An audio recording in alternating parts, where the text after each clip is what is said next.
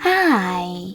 In front of me is OPPO Find X2 Lite, and today I would like to show you how you can use split screen view.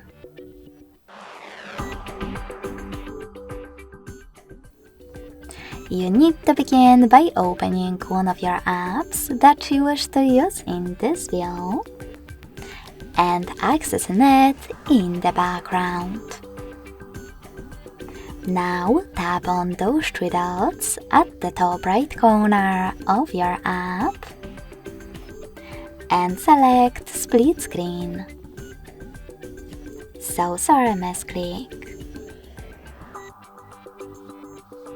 Then click on the other app.